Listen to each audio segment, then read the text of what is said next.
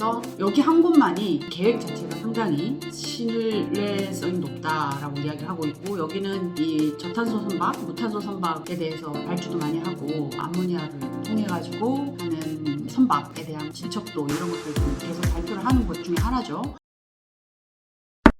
여러분 안녕하세요. 설 잘 보내셨나요? 잘 쉬고 왔습니다. 저도 갑자기 대선 후보 토론회에서 아리백 EU 텍소노미가 어마어마한 화제가 되면서 저희가 1년 전에 찍어놨던 이 아리백에 관련된 유튜브 동영상이 떡상 아시죠 여러분? 5,000뷰가 넘게 올라가가지고 댓글에 논쟁도 막 붙고 이런 신기한 경험을 하였습니다. 넷제로 아리백. 네, 그래서 오늘도 넷제로와 아리백에 관련된 두 개의 기사를 묶어가지고 좀 설명드리려고 그래요. 사실 제가 이제 말씀드렸잖아요. 지난해까지만 해도 넷제로 선언을 하면 어디가 넷제로 선언했다 이것만으로도 이제 다들 이슈가 되는 분위기였는데, 올해부터는 검증이 시작된다라고 여러 차례 제가 말씀드렸죠. 실제로 독일에 있는 그 신기후연구소라는 곳과 또 환경단체인 탄소시장 감시, 카본 마켓 와치, 이 두 곳이 보고서를 하나 냈습니다. 넷제로 계획, 글로벌 큰 기업 25곳의 넷제로 계획을 검증하는 보고서를 냈어요. 그래가지고 상당히 재밌습니다. 네, 저희가 기사로도 썼는데요. 25개 중에서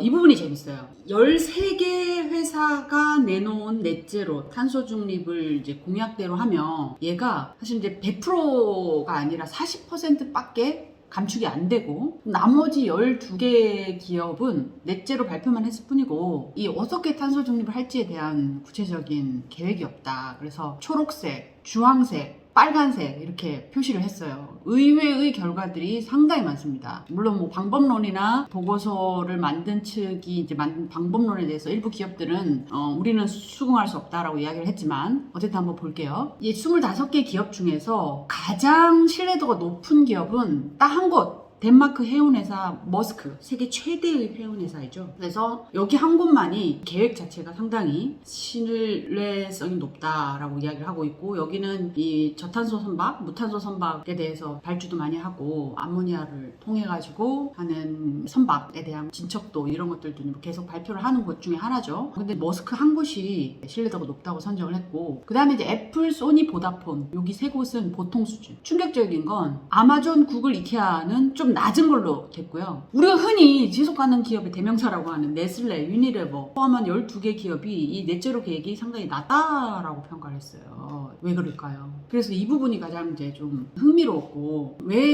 이런 이유를 했냐면 바로 여러분들도 아마 예상하실 거예요. 업스트림, 다운스트림, 그러니까 스콥 1, 2, 3가 지금 거의 스콥 3에서 배출되는 게 가장 많은데, 이 중에서 8개 기업은 스콥 3를 제외한 채로 탄소 중립 목표를 세웠다라고 이야기를 하는 거죠. 그래서 독일 최대의 전력 기업인 이온 같은 경우는 사실 에너지 판매하는 곳이잖아요. 이 에너지 판매의 거의 40%를 차지하는 이런 게 이제 배출량이라든지, 까르푸에서도 매장에서 사용되는 탄소 배출량 80%, 매장 80% 이상을 차지하는 이런 것들이 이제 어쨌든 감축 계획에서 스콥 3가 좀 빠진 거, 이런 부분들. 그리고 25곳 중에서 24곳은 탄소 상쇄에 상당히 많이 의존하고 있다. 이 부분은 논란이 많은 상황이긴 한데, 이제 탄소 상쇄는 최후의 보루로 남겨두라라고 하는 게 좀 어소독스한 환경단체들의 주장이기 때문에 이런 넷제로는 비판을 많이 하는 축이어가지고 요렇고, 또 약간 애매하게 워싱은 아니지만 워싱스러운 곳들도 문제 제기를 했어요. 예를 들면 이런 곳이 CVS 헬스, 여기는 최대한 감축량을, 이제 이건 국가도 마찬가지죠. 최대한 감축량을 많아 보이게 하기 위해서 배출량이 가장 높았던 연도를 기준 연도로 삼잖아요. 그러니까 여기도 말하자면 2019년이 가장 높았기 때문에 여기를 기준으로 삼아서 2030 넷제로 목표를 세웠다든지, 글락소 스미스 클라인 같은 경우는 2030까지 80% 감축하겠다고 했는데 스콥 1, 2, 3 배출 범주가 좀 불분명하다, 이런 식으로 비판을 했습니다. 칭찬한 사례도 있어요. 구글 같은 경우는 재생에너지, 고품질 재생에너지를 실시간 조달하기 위해서 다양한 여러 가지 수단을 개발하고 있다든지, 머스크라든지 도이치포스트 같은 경우는 운송이나 물류, 여기는 정말 투자가 많이 이루어져야 되는데 탈탄소를 하기 위해서 이 부분에 대한 막대한 투자를 하고 있다라는 형태로 이야기를 해가지고 이런 건 칭찬한 사례로 보고서에 등장을 했습니다. 궁금하신 분은 이제 저희 기사를 찾아보시면 보시면 될 것 같고, 또 이제 넷제로에 있어서 스콥 1이 자기 사무실 이렇게 내부에서 쓰는, 운영에서 쓰는 전기, 결국은 이제 아리백이라는 건 스콥 2잖아요. 기업이 사오는 내부 전력을 거의 다 재생에너지로 쓰겠다. 그러니까 아리백이라는 결국은 스콥 2를 모두 다 재생에너지로 하겠다라고 하는 거랑 마찬가지인데,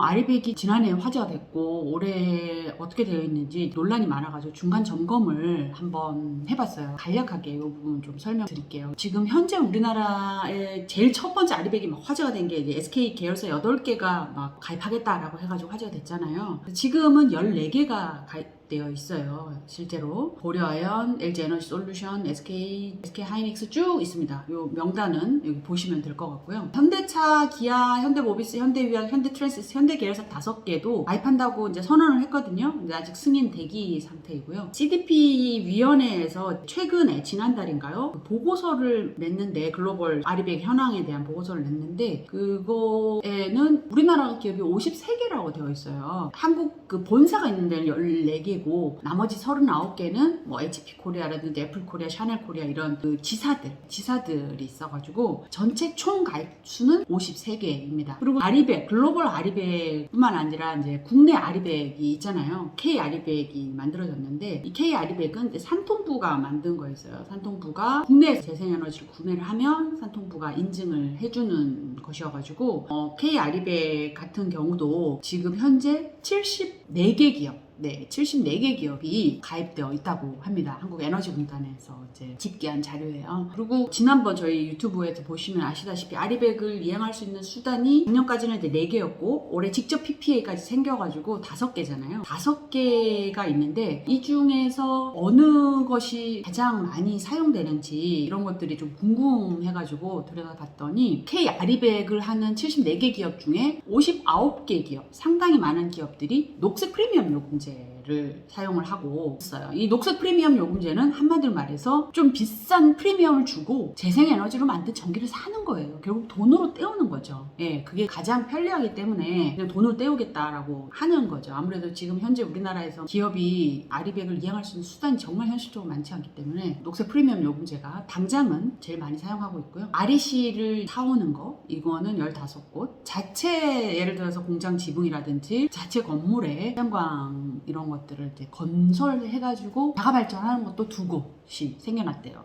앞으로 이런 것들이 제도나 시스템이 개선이 되면 루프탑 태양광이라고 하죠. 이런 것들도 상당히 좀 늘어날 수 있지 않을까라는 생각도 드는데, 현재로서는 일단 그렇습니다. 그래서 직접 PPA 같은 사례는 앞으로 조금 더 우리나라에서는 지켜봐야 될 것 같고요. 마찬가지로 유럽에서도 녹색 프리미엄 요금을 통해 가지고 구입하는 비율이 한 절반 정도, 54% 정도 된다고 하니까 나머지 33%가 이제 REC 재생에너지 인증서를 구매하는 거고, 그래도 유럽은 한 7.7% 정도가 PPA를 통해서 직접 구매를 하는 것도 좀 있어요. 우리나라보다는 좀 나은 것 같다는 생각이 들고요. 그래서 녹색 프리미엄 요금제도 조금 있다가 또 산업부에서 시행을 한다고 했는데, 지난해 같은 경우는 이게 뭐 사실상 입찰을 했는데 이만큼 전체 물량에 비해서 한 10% 정도밖에 낙찰을 못할 만큼 그렇게 인기가 높지는 않았어요. 왜냐하면 좀 비싸기 때문에, 아무래도 단가가 계속 좀 비싸고 기업 입장에서는 재생에너지로 만든 전기를 어떻게 하면 싸게 구입할 수 있을지가 사실은 좀 관건일 것 같아요. REC라고 해서 이제 재생에너지 인증서 가격도 지금 2월에 벌써 5만원, 54,000원까지 올랐네요. 계속 올라가고 있어가지고 이런 부분에 대해서 기업들이 훨씬 더 이제 전략을 계속 잘 짜야 될 것 같다라는 생각이 들고, 직접 PPA, 제3자 PPA 이런 거를 하려고 해도 결국은 이 망에 대한 이용료라든지 여러 가지 비용에 대한 한전과의 여러 협의도 좀 많이 필요한 것 같고, 제도나 시스템이 조금 더 시간이 걸릴 것 같다라는 생각이 듭니다. 당장 글로벌 기업들의 압력이 막 오는 기업들 같은 경우, 급히 지금 해외의 클라이언트들의 요구를 받는 기업들 같은 경우는 이제 녹색 프리미엄 요금제를 통해 가지고 이제 하는 것 같고요. 그래서 아직은 그렇게 좋은 소식은 아니네요. 모르겠습니다. 어떤 게 좋은 소식인지. 어쨌든 현재로서는 값싼 전기를 기업 입장에서는 사고 싶을 거고, 또 글로벌이나 여러 가지 추세, 탄소 중립을 해야 되고 NDC 목표가 자꾸 상향이 됐기 때문에 이 부분에 대한 압력은 자꾸 높아지는 상황이기 때문에 어떤 식의